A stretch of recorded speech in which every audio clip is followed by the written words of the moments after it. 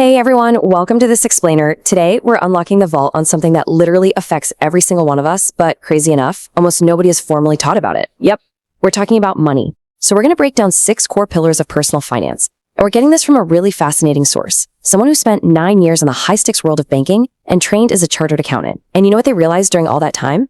Being good with money isn't about being some math genius. It's not about building super complex spreadsheets or reading the Financial Times every morning. It's actually just about understanding a few fundamental principles. And once you wrap your head around these, the whole money thing starts to make perfect sense. Okay, let's dive into this. Here's our agenda. We've got 6 sections to cover: the silent tax, the 2 buckets, the 8th wonder, the wrong scorecard, the weight, and finally, the tax gap. This is essentially a roadmap from basic financial defense straight through to advanced wealth building. All right, section 1, the silent tax. Why cash actually loses value. So a lot of us grew up believing this total myth, right? We thought that if we just opened a basic savings account, set up an automatic transfer every month, and watched the balance slowly go up, we were being super responsible. We figured we were sorted. But here's the crazy part. To understand why just holding cash is actually dangerous, you gotta look at the math. Inflation is basically the rate at which prices go up, meaning your $100 today buys you less next year. So let's say inflation is running at 3%. But your standard savings account that your bank gave you is paying out, maybe 0.1% in interest? You're not making 0.1%. You are actually silently losing 2.9% in purchasing power every single year. It's literally a silent tax. Over 10 years, you're losing the equivalent of thousands without ever spending a dime. So what do we do? Well, the immediate, easiest fix to this inflation leak is to stop leaving free money on the table. You absolutely have to move your idle cash out of regular bank accounts and into a high-yield savings account. The difference in interest rates between the standard accounts and high-yield ones is massive. It's seriously the simplest move you can make today to protect your money's value. But here's the catch. Even the best savings account won't build real wealth. It really just slows down the leak. That brings us to section 2, the 2 buckets: saving versus investing. Now, people constantly use the words saving and investing like they mean the exact same thing, but they don't. They are completely different actions. Saving is putting money aside in cash. It's for the short term, it's safe, it's for emergency funds, basically anything you need in under 5 years. Investing, on the other hand, is for the long term. It's putting your money into assets like index funds or property to build actual wealth. Our source uses this brilliant analogy for it. Saving is like pouring the concrete foundation for a house. It's stable, and yeah, you totally need it. But investing, that's how you actually build the house you want to live in. If all you do is pour concrete, you've just got a solid slab, but nowhere to actually live. And this brilliantly illustrates the staggering difference between those 2 buckets over time. Let's look at the real data from our source. If you put £1,000 into a basic savings account 10 years ago, you'd have about £1,270 today. Okay, you preserved it. But what if you put that same £1,000 into a global index fund? You'd have close to 3,000, and the S&P 500, nearly £3,800. That is almost 4 times your starting amount. The big takeaway here is that you absolutely need both buckets, but so many people get stuck in saving mode far too long because they're waiting for the perfect time to start investing. And waiting is incredibly costly. Which leads us to section 3, the 8th wonder: the magic of compounding. So it's not just about if you should invest, but when. Albert Einstein allegedly called compound interest the 8th wonder of the world. Now, whether he actually said that or not, the math is absolute magic. Think of it like this. You invest $1,000 at an 8% long-term market average, right? You earn 80 in year 1. But in year 2, you aren't just earning 8% on your original 1,000. You're earning 8% on 1,080. Your returns literally start generating their own returns. At first, yeah, it's agonizingly slow, kind of like watching grass grow, honestly. You check your account and nothing is happening. But give it enough time and that value just utterly explodes. To really show you how crazy this is, let's look at Warren Buffett, greatest investor of all time, right? He started investing when he was just 11 years old. But here is the wild part. Roughly 97% of his entire massive net worth was built after his 65th birthday. Let that sink in.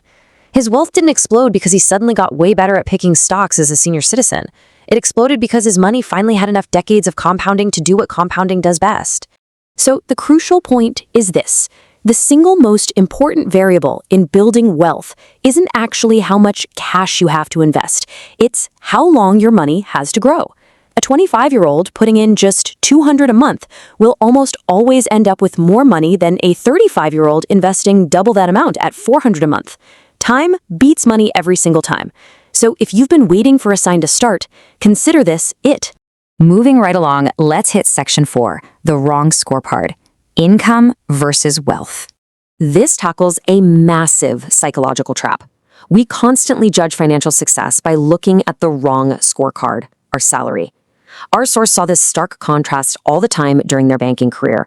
They'd routinely see someone earning $150,000 a year, but they were literally living paycheck to paycheck just to fund this massively inflated lifestyle.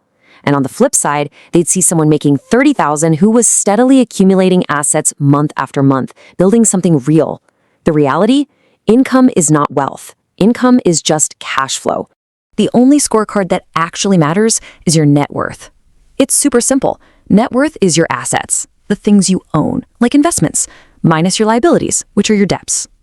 Tracking this changes the whole game. You stop obsessing over just getting a bigger paycheck, and you start actively focusing on widening that gap between what you own and what you owe. And speaking of what you owe, let's talk about Section 5, the weight, the truth about debt. For so many of us, the word debt carries a ton of shame. We're taught all debt is terrible. But wealthy people actually use debt deliberately. You really have to separate bad debt from good debt. Bad debt is the weight that drags you down. That's your 20% interest credit card you use to buy clothes or a vacation. You're taking on high interest for things that lose value immediately. Good debt, though, that's borrowing money at a low rate to buy something that goes up in value, like a sensible mortgage or a business loan. It's a strategic tool. So, how do you know what to pay off first? The source drops a fantastic golden rule here. 8%. Look at all your debts. If any of them have an interest rate over 8% and they aren't actively building an asset for you, you have to drop that weight immediately. Seriously, no investment is going to reliably out-earn a 20% credit card. Crush that high-interest bad debt first, and then you can manage the good debt without all the guilt. All right, let's bring it home with Section 6, the tax gap. Keep more of your earnings. Ignoring how taxes work is just a huge unforced error.